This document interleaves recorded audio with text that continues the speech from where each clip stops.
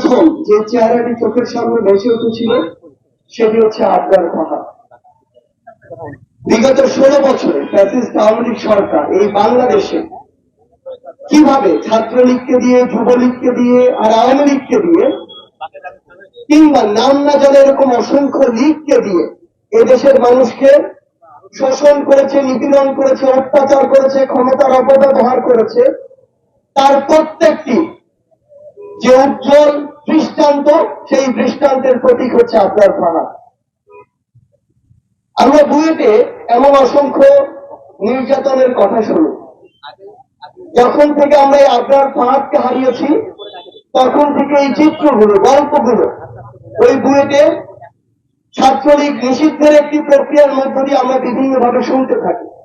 কিন্তু তার পাশের এই ক্যাম্পাস, এই ঢাকা বিশ্ববিদ্যালয়, তার পূর্বে কিংবা তারপরে এই ছাত্র জনতার অভ্যুত্থানের পূর্বের দিন পর্যন্ত যে গেস্ট রুম গুলো হতো, প্রোগ্রাম গুলো হতো, গণরুম গুলো হতো, তার প্রত্যেকটি প্রক্রিয়া ছিল এক একটি আবরার ফাহাদকে বিভিন্ন প্রক্রিয়া নির্যাতন করার, নিপীড়ন করার এক একটি প্রক্রিয়া। আজকে ঢাকা বিশ্ববিদ্যালয়ের ছেলেদের যে হলগুলোতে প্রথম বর্ষেই শিক্ষার্থীরা সিট পাচ্ছে, সেই হলগুলোতে এক প্রকার কৃত্রিম সিট সংকট তৈরি করে 3 বছর আমাদেরকে গণরুমে থাকতে বাধ্য করা হয়েছে। আমরা আমাদের সিটগুলো পেয়েছি 4র্থ বছরে, অথচ ওই হলগুলোতে বিগত 10 বছর 12 বছর ধরে এমন অসংখ্য আদু ভাই ছিল যারা আমাদের এই যে বৈধ সিট প্রাপ্ত যে শিক্ষার্থীরা, তাদের সিটগুলো নিয়ে তাদেরকে গণরুমে থাকতে বাধ্য করেছে। 4 জনের রুমে প্রেসিডেন্ট, সেক্রেটারি নামক কিছু শোষক এমন ভাবে ওই ছাত্রলীগের দালাল রূপে ছিল, তারা 4 জনের রুমে একাই থেকেছে, কিন্তু ওই 4 জনের রুমে 40 জন ছাত্রকে থাকতে বাধ্য করেছে। আমাদের মনে আছে প্রথম বর্ষে 4 জন শিক্ষার্থী যে রুমে আমরা 40 জন ঘুমিয়েছি, এক পাশে ফ্লোরিং করে কাঠ হয়ে ঘুমিয়েছি, আরেক পাশে কাঠ হওয়ার জায়গাটুকু পাইনি। সকালে যখন ক্লাসে যেতাম ওই এক পাশ ব্যথা হয়ে থাকতো। আমাদেরকে রাত 10টায় গণরুমে যেতে প্রত্যেকদিন বাধ্য করা হতো। সেই গণরুম কখন শেষ হতো তার কোন নির্দিষ্ট সময় ছিল না। রাত 12টা, 2টা, 3টা, এমনকি ভোর পর্যন্ত ফজরের আজান ওই গণরুমে, ওই গেস্ট রুমে হয়েছে, এমন অসংখ্য ইতিহাস রয়েছে। ঢাকা বিশ্ববিদ্যালয়ের ওই গণরুমগুলোতে ছাত্রলীগ নামধারী কিছু নরক পিশাচ এক প্রকার মাদকাসক্তের মতো হয়ে যেত।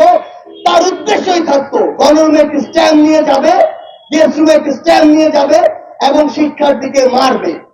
এমন অসংখ্য উদাহরণ ঢাকা বিশ্ববিদ্যালয়ের গেস্ট রুমগুলোতে রয়েছে, যেখানে এই স্ট্যাম্পগুলো শিক্ষার্থীদের গায়ের উপরে ব্যবহার করা হয়েছে।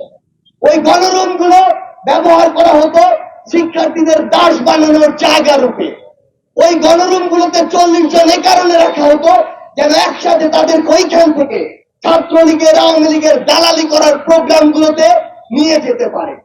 এই যে বিষয়গুলো, এই যে কালচারগুলো, এই যে চর্চাগুলো, আমার সামনে আপনারা যারা রয়েছেন, এ প্রান্তে যারা রয়েছে, অসংখ্য বাধার মধ্যে বলার চেষ্টা করা হলেও আমরা ঠিকমতো বলতে পারিনি।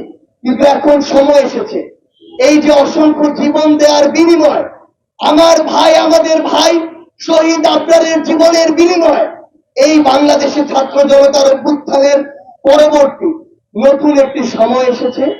এই সময় আপনাদের এই যে কথাগুলো, এই যে অত্যাচার, নিপীড়নগুলো, এগুলো তুলে ধরতে হবে, ডকুমেন্ট করতে হবে, যেন ফ্যাসিস্ট হাসিনা এবং তার দোসররা পরবর্তীতে বাংলাদেশে তার ওই যে ফ্যাসিবাদ, তার ওই যে রাজনীতি, অপরাজনীতি, অপসংস্কৃতি এই বাংলাদেশের ইতিহাসে সেগুলোর যেন আর কোনোদিন স্থান না পায়। শহীদ আবরার ভাই সহ আমাদের সকল শহীদ ভাইয়ের বিচার এই বাংলাদেশে যেন অতি দ্রুততম সময়ে বাস্তবায়ন হয়। সকলকে ধন্যবাদ।